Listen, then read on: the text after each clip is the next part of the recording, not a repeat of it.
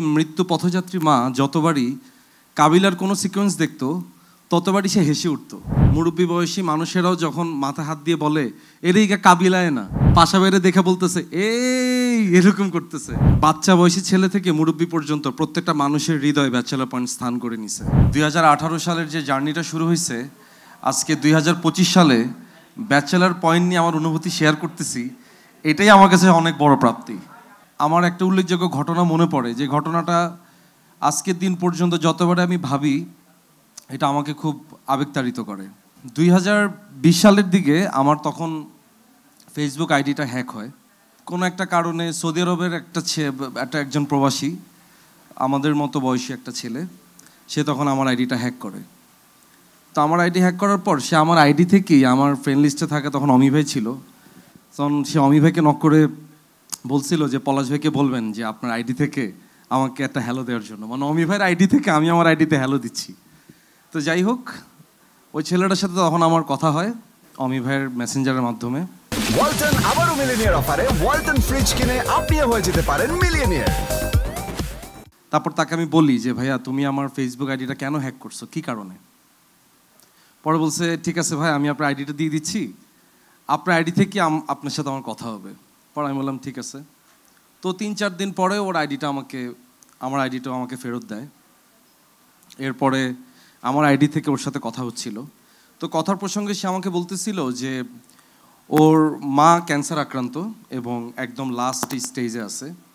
তোর মা হসপিটালের যে কেবিনটাতে ছিল সেখানটাতে সে বসে তখন ব্যাচেলর পয়েন্ট দেখতো, এবং সে আমাকে বলল যে আমার সেই মৃত্যু পথযাত্রী মা যতবারই কাবিলার কোনো সিকোয়েন্স দেখতো ততবারই সে হেসে উঠত। আমি বুঝতাম যে আমার মা খুব কষ্ট করে হাসতেছে, বাট যতক্ষণে আমি আমার মাকে হাসতে দেখতাম আমার কাছে খুব ভালো লাগতো। সো তখন থেকে আমার ইচ্ছা করতেছিল যে কাবিলার সাথে যদি কোনোভাবে আমার মাকে একটু দেখা করে দিতে পারতাম। তো সেই সুযোগটা তো আমার আর নাই। আমি অনেকভাবে চেষ্টা করছি, আপনাকে মেসেজ করছি, আপনার পেজে অনেক টেক্সট করছি, বাট স্বাভাবিকভাবে যেটা হয় আমাদের আদার টেক্সটগুলো আসলে দেখা হয় না খুব একটা। সো আমি যখন ওকে রেসপন্স করি নাই, ও তখন যেটা করলো, কিভাবে ফেসবুক আইডি হ্যাক করতে হয় সেটা সে শিখছে।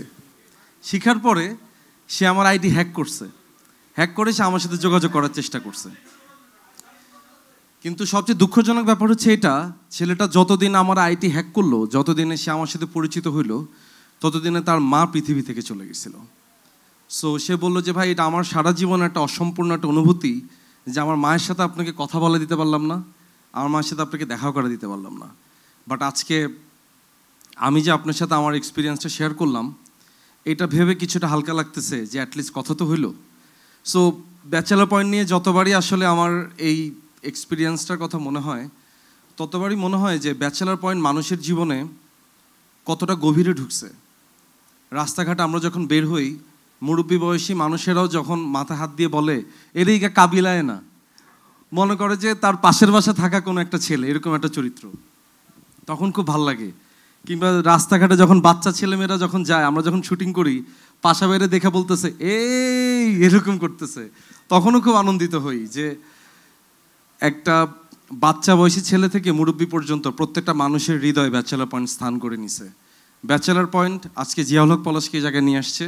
ব্যাচেলর পয়েন্ট জিয়াউল হক পলাশকে একটা অন্যরকম পরিচয় দিচ্ছে, সেটা হচ্ছে কাবিলা। সো আমি ব্যাচেলর পয়েন্টের প্রতি কৃতজ্ঞ।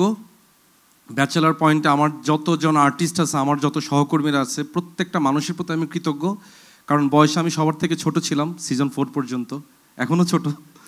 তারপরও এখন তো যেহেতু শিমুল আসছে, তো শিমুল আবার আমার থেকে একটু ছোট, তা আমি বলতে পারি আমি একটু শিমুলের থেকে বড় আর কি। তো যারা আমার সহকর্মীরা ছিল প্রত্যেকে অনেক অনেক কৃতজ্ঞতা তাদের প্রতি। আপনাদের সাপোর্ট আজকে এখানে আসতে পারছি। এবং বিশেষভাবে কৃতজ্ঞ আমার মেন্টর, আমার পথ নির্দেশক কাজল আরিফিন অমি ভাইয়ের প্রতি। অমি ভাইয়ের গাইডলাইন না থাকলে আজকে এই তারিখে, এই দিনে, এই ক্ষণে এখানে এসে তারা আপনাদের মতো গুণী মানুষদের সামনে কথা বলা হইতো না। সো অনেক অনেক ধন্যবাদ অমি ভাই, এবং সেই সাথে ধন্যবাদ ব্যাচেলর পয়েন্টের প্রত্যেককে এবং আমাদের দর্শকদেরকে। ধন্যবাদ সবাইকে। আসসালামু আলাইকুম।